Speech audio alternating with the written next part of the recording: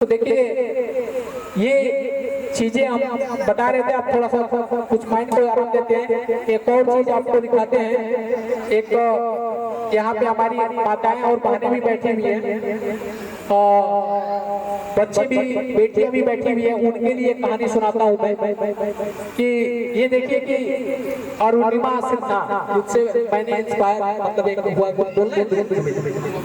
हाँ कोई बात नहीं, एक कहानी सुनाता बच्चे, आप लोग देखो कैसे पैर कट गया लेकिन हिमालय फतह। अभी देखिए जब वहाँ पे हम बैठ के किसी को सुनते हैं तो उतना पेशेंस रखना पड़ता है, ये मुझे लगता है। और पैर से वो एक पैर आर्टिफिशियल है वो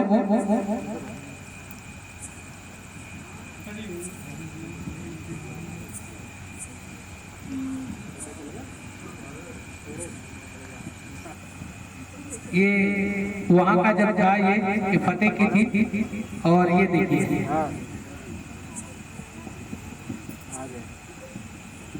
ये देखिए इसका एक पैर दिख रहा है, एक पैर है आर्टिफिशियल लगा हुआ। और ये इस पैर से हिमालय पर्वत पे चढ़ी। तो इनका मैसेज ये था कि इंसान शरीर से विकलांग नहीं होता, अगर मन से विकलांग हो गया, यहाँ से विकलांग हो गया तो इसी सिलसिले में मैं आगे भी बढ़ते रहूंगा कि जैसे कि हम आप सभी को चाहते हैं, जैसे मैंने अपना टारगेट सेट किया है कि अगले 4 सालों में 400 करोड़ का टर्नओवर पर जाना है। तो आप सभी यहाँ जो भी सोसाइटी में हमारे यहाँ जमीन दिए हैं, जो सबसे पहले लिए हैं यहाँ निरंजन जी होंगे। और कहाँ निरंजन जी, आइए इधर आइए। जैसे निरंजन जी है और एक और आपके हरि किशोर जी है, इनके साथ एक और थे जो पैसा दे के वापस ले लिए, मेरे से पैसा दे के वापस ले लिए। संभवतः यहाँ जो भी हर कोई सारे परदेसी हैं, बाहर से आए हुए हैं, जो भी यहाँ जमीन लिया हुआ है। मार्च 2017 से हमने स्टार्ट किया था बिजनेस, इस बिजनेस में। और इस बिजनेस में भी आना मेरे लिए चैलेंज था। कोई नहीं चाहता था कि मैं बिजनेस को करूं, क्योंकि नौकरी मेरी अच्छी। और देखिए रास्ते कभी आसान नहीं मिलते, किसी के लिए भी मैं बोल रहा हूँ, रास्ते कभी आसान नहीं मिलते। अगर आसान रास्ते मिल जाए तो हर कोई आगे बढ़ जाए। हमेशा रास्ते चैलेंजेस ही मिलते हैं। आप किसी भी व्यवसाय में उतरेंगे तो आपको कंपटीशन फेस करना पड़ेगा। अगर कहीं आप कोई एक व्यवसाय में उतर गए ये सोच रहे कि मैं अकेले रहूंगा, संभव नहीं हो, आप 50 दुकानें खुल जाएंगी। लेकिन एक ही जान जाइएगा, अगर आप आगे बढ़ेंगे तो किसी भी बिजनेस में या जीवन में अगर आगे बढ़ना है तो बस कुछ एक्स्ट्रा करने की जरूरत नहीं है। आप अपने कैरेक्टर में, परिश्रम में और बोली में मिलावट मत करिए, कोई आपको आगे बढ़ने से रोक नहीं पाएगा। तो जो आप सभी यहाँ प्लाट लिए हैं, एक बार अंकल जी है, अंकल जी, अरे आपके बालक जी का क्या नाम है उनका जो बैंक रहते हैं? अरे आपके बेचना है, प्लाट बेचना है, आप चर्चा करिएगा। वो जितेंद्र जी भी होंगे, तो वो बोले थे कि मुझे प्लाट बेचना है। तो क्यों आलोक जी, याद है ना? हाँ, तो मैंने क्या बोला था आलोक जी आपको? आलोक जी, तो मैंने बोला था प्लाट आपको बेचना बिक जाएगा, कोई दिक्कत नहीं, लेकिन ये जान जाइए फिर खरीदने में आपको दिक्कत होगी, यहाँ नहीं करके हो सके। भाई ये था, मैंने रोको बहुत सारे लोगों को ये आई, लेकिन फिलहाल वो एक क्षण था, जैसा भी था। तो मुझे भी नौकरी से यहाँ आना आसान नहीं था। जब मैं रिजाइन दिया तो हमारे कुछ, भाई देखिए यहाँ भी आप देखिए सोसाइटी में कुछ पक्ष बन गया, कुछ विपक्ष बन गया है।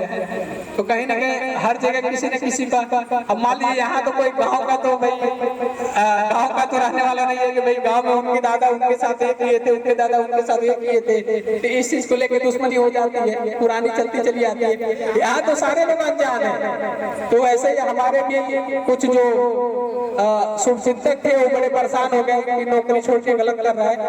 और और विरोधी जो थे उनको तो ये था कि चलो अच्छा हुआ, बर्बाद हो जाएगा।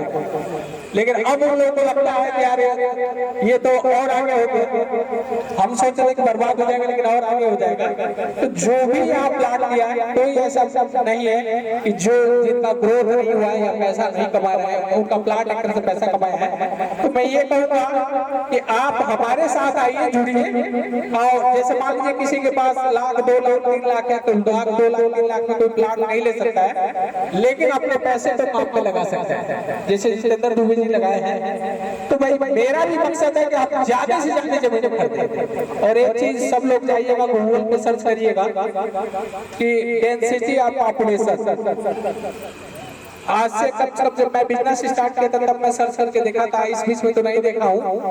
तो आज से 2017-18 के आसपास की बात कर रहा हूँ कि चाइना में 1 स्क्वायर किलोमीटर एरिया में 250 से 300 आदमी रहते हैं, और अमेरिका में 1 स्क्वायर किलोमीटर एरिया में मात्र 80 आदमी रहते हैं, और इंडिया में 1 स्क्वायर किलोमीटर एरिया में 1100 और खासकर यूपी में तो एक पर हेड उस समय का कैलकुलेशन है कि एक आदमी के सर पे मात्र 1600 गज जमीन है यूपी। क्योंकि यहाँ का पॉपुलेशन है, यहाँ तो अगर 1 किलोमीटर के दायरा पकड़ेंगे अप्रोक्सीमेट 3000 के आसपास जाएगा 1 किलोमीटर, इतनी जनसंख्या है। तो जिस चीज का निर्माण ही नहीं होता है उसका क्या होगा, दाम ही तो बढ़ेगा, और तो कुछ हो नहीं सकता।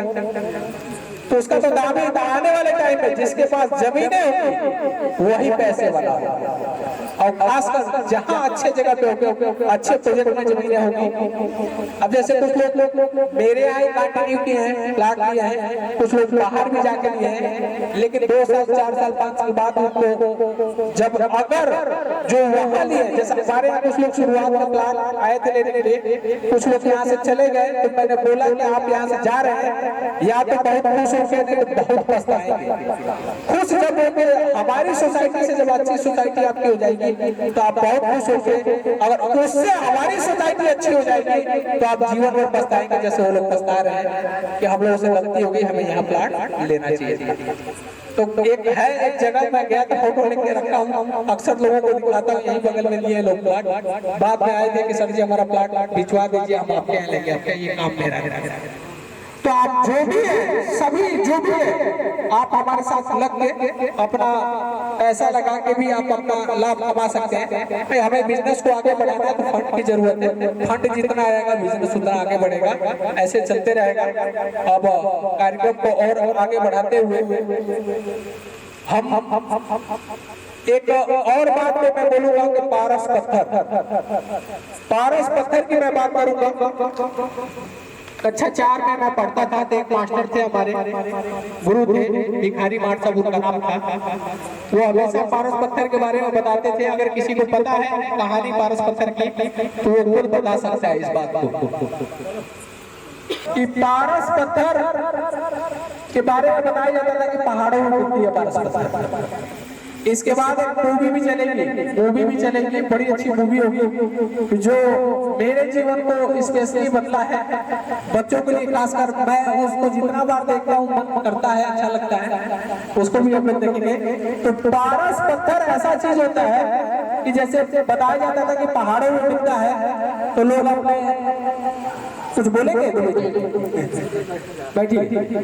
तो पारस पत्थर के बारे में ये बताया जाता है कि पहाड़ों में मिलती है लेकिन किसी को हाथ नहीं लगती है, तो लोग अपने बकरियों को, भैंसों को पैरों में लोहा बांध देते थे, क्योंकि उसके बारे में ये बोला जाता है कि लोहा पारस पत्थर से टच होता है तो सोना बन जाता है। लोहा पारस पत्थर से टच होता है तो सोना बन जाता है। तो बकरियों के पैरों में, भैंसों के पैरों में, गायों के पैरों में बांध देते थे, कोई चरेगी नहीं, टच होगा तो साफ सबको सोना बन जाएगा। तो एक किंवदंती कहानियां थी, लेकिन सच पूछिए तो पारस पत्थर क्या होता है कि गुरु, अच्छे गुरु का मिलना ही पारस पत्थर होता है। अगर जीवन में कोई अच्छा अगर गुरु मिल जाता है तो रियल में आपको सोना बना देता है, कि जिससे आप राय ले सके, अच्छी बातों को कर सके, वो आपको अच्छा दिशा दे सके। ऐसा गुरु मिलता है तो स्वयं आपको पारस पत्थर बना देता है। कहते हैं ना कि हीरा या सोना इसको मिलेगा जो खान में जाएगा, कालिक लगाएगा, टनों टन मिट्टी लेके आता है, उसको आग पे जलाता है, तपाता है, तब जाके टनों टन जलाता है तो थोड़ा सा जाके सोना मिलता है। और सोना जितना ही जला जाएगा उतना ही खरा होगा। तो आगे इसके बाद दुबे जी आप कुछ बोलना चाहते थे, आ जाइए। तभी कामयाब होंगे। हमने जब पहली बार गाड़ी लिया तो हमारे 2 महीने में 2.5 लाख रुपए की लॉस हुई थी। फिर भी मैंने सोचा गाड़ी ने, घर वाले बोलने लगे नहीं गाड़ी बेच दो, फिर भी मैंने गाड़ी नहीं बेचा। 22 घंटे मेहनत करके मैंने कामयाबी हासिल की और अच्छी कमाई की। तो मैं सोच रहा हूँ कि शर्मा जी को भी मेरे तरफ से मैं 5 लाख रुपए इनको दूंगा इस अगले महीने, मतलब सितंबर में मैं भी इनके साथ जुड़ने की कोशिश कर रहा हूँ। यही मेरे कहना का, ठीक है। चलिए सर, आपका धन्यवाद। और बहुत अच्छी मूवी भी चलेगी, वो आप लोग देखिएगा।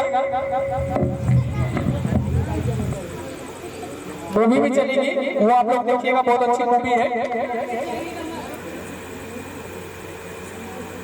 हेलो सबको नमस्कार।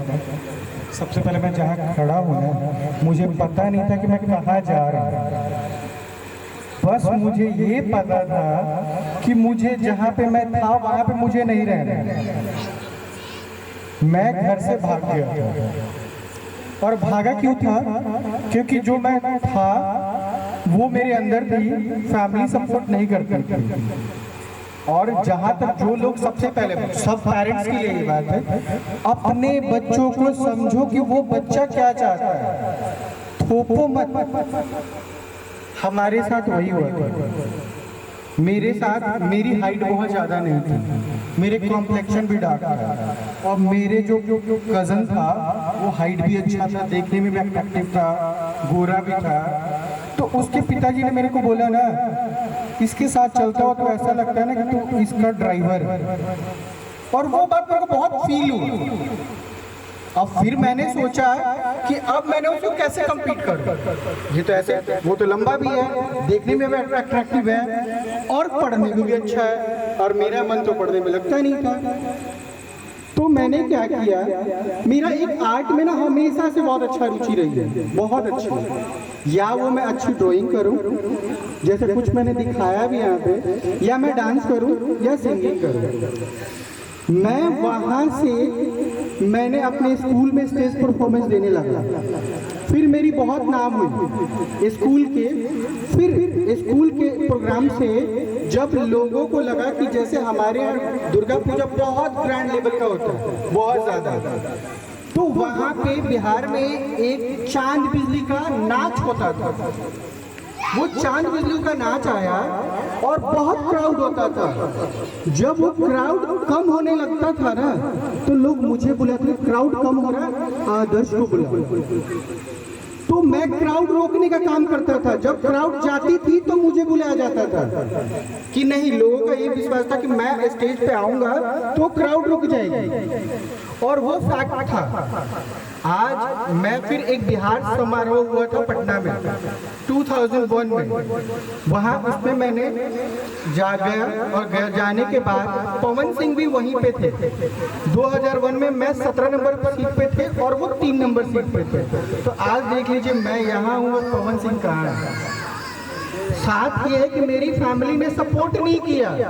उनका कहना था, मेरा बड़ा भाई खास करके, राजपूत होके नचनिया बजनिया बनेगा, ये तो लक्ष्मी नारायण सिंह के नाम में डुबा। तो मेरे को करना तो वही था, मेरे को सेंटर पार्ट भी बनना था। तो मैं भाग तो गया, बट मैं जाऊँ कहाँ, मुझे पता ही नहीं था मैं जाना कहाँ है। स्टेशन पे आया, सामने मुझे ट्रेन दिखी। ट्रेन देखने के बाद मैंने पूछा कहाँ जाएगी, उसने बोले दिल्ली जाएगी। और जाने के बाद मैंने फिर, मेरे पास 267 रुपये मेरे जेब में था, बट मैंने उस टाइम भी इतनी ईमानदारी का एक टिकट लिया और जनरल में मैं बैठ गया। और वहाँ से लेके यहाँ तक के सफ़र, ना रोटी था, ना कपड़ा था, ना मकान था, और मैं आज यहाँ हूँ। मैंने एक ही उस समय लिया था कि मैं कुछ भी करूँगा, कुछ भी मतलब कुछ भी, बट वापस नहीं जाऊँगा, चाहे कुछ भी हो जाए। मेरे को कुछ भी के मतलब कुछ भी करना पड़े, बट मैं वापस नहीं जाऊँगा। और मेरे घर वालों को तो पता भी नहीं था कि मैं हूँ कहाँ। कुछ लोगों ने तो ये भी सोचा कि है भी या नहीं, बट हाँ मैंने फिर मेरे पीछे मेरे पेरेंट्स आए, मैंने उनको बुलाया, बट मैं वापस नहीं गया। सिर्फ एक ही निश्चय थी, कुछ भी करूँगा और वापस नहीं जाऊँगा। बस उसमें एक मिसिंग रह गई, जिस चीज़ के लिए मैं भागा था वो मेरी पूरी नहीं हुई। बाकी सारी चीज़ें, जो मेरा कज़न जिसकी बात मेरे से बोला जाता था वो गवर्नमेंट जॉब ले लिया, लेने के बाद भी जो अचीवमेंट मैंने किया वो शायद उसने नहीं किया। ये फैक्ट है। आज मेरे पास घर है, दिल्ली में भी फ्लैट है, बट उसके पास अभी उसने घर का, गांव का जमीन बेचने के बाद उसने घर बनाना अभी शुरू किया, बनाने में। तो मेरी हाइट भी नहीं थी और शकल भी नहीं था और एजुकेशन तो वैसे नहीं थी, बट फिर भी मैं खुद, लोग बोलते कि तुम उससे आगे। तो ये मेरा अचीवमेंट है। और मैं खुद को भी ना, मेरे को लगता है ना कि जितने भीड़ है ना, भीड़ से मैं अलग दिखूं, चाहे वो कुछ भी कर शकल अच्छी नहीं हो मैटर नहीं करता।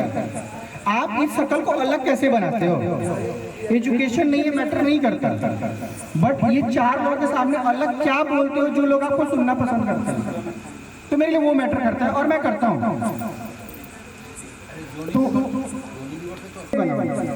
मैं कुछ अलग, और मैंने लाइफ में बहुत कुछ अलग किया है, अच्छे वे में हो बुरे वे में हो, बट किया है। सारी चीज़ें सक्सेस नहीं होती है, तो कुछ असक्सेस मैंने भी, मेरे में भी है। तो मैंने, बट जो भी हूँ, मैंने वहाँ से भाग के आया। मेरे पास ना ये भी नहीं पता कि मैं जाऊँगा कहाँ, रहूँगा कहाँ और क्या करूँगा, क्योंकि उस टाइम पे मेरी एज 11 साल की थी। और वहाँ से यहाँ तक मैंने जो भी आज हूँ या जहाँ भी हूँ, ये मेरी खुद की अचीवमेंट है। हाँ, बस यही मैं बार बार बोलूँगा कि मेरे बस एक ही ठाना था, कुछ भी करूँगा बट वापस नहीं जाऊँगा। तो वो मैंने किया और मैं यहाँ। धन्यवाद आपका। तो मेरा नमस्कार, मेरा नाम निधि शर्मा है। मैं अभी 11th में हूँ। मुझे अभी आर्ट्स में इंटरेस्ट है, मुझे फैशन डिज़ाइनिंग करनी है, मुझे फैशन इंडस्ट्री में अपना नाम करना है। उस पर मैं चाहती हूँ कि बिजनेस करूँ। मैंने सोचा है कि पापा से ही बड़ा बिजनेस करना है। बहुत अच्छी बात है भाई, ताली बजाइए भाई। अब मेरा बिजनेस आउट ऑफ कंट्री में भी जाए, बस और नहीं। चलो अच्छा भाई, ताली बजाइए भाई। हाँ बोलो बोलो बेटा, कोई बोलो बोलो बोलो बोलो, कोई दिक्कत नहीं, बोलो बोलो बोलो बोलो बोलो बोलो, पापा को देख के बोलो, जो बोलना है बोल डालो, बोल दो। पहले ऐसा था, मेरे को स्कूल में तो जानते नहीं थे, पर ड्राइंग से मेरे को स्कूल में अब सब जानते हैं। मेरे एक सर है, मैं छुट्टी के वक्त जाती हूँ, आती हूँ स्कूल में, वो मेरे को हमेशा, मैं गुड मॉर्निंग कहती हूँ, कहते दी आर्टिस्ट हमेशा। और अब तो मेरी ड्राइंग अब अमेरिका में भी है। मेरे ओनर है। ताली बजाइए भाई, अमेरिका बेटी की ड्राइंग है, इस सचमुच में है, सचमुच में। मुंबई में भी है मेरी ड्राइंग, और उनके ओनर है। मैंने उनकी ड्राइंग बनाई थी, उन्होंने अप्रिशिएट किया, उन्होंने अपने फेसबुक और इंस्टा पे भी बताया उस चीज़ के बारे में, स्टोरी लगाई। और अब जो स्कूल के ओनर है वो स्कूल में किसी के नाम से नहीं जानते, पर अब वो मुझे जानते हैं। मुझे बहुत खुशी है। प्राउड की बात होती है।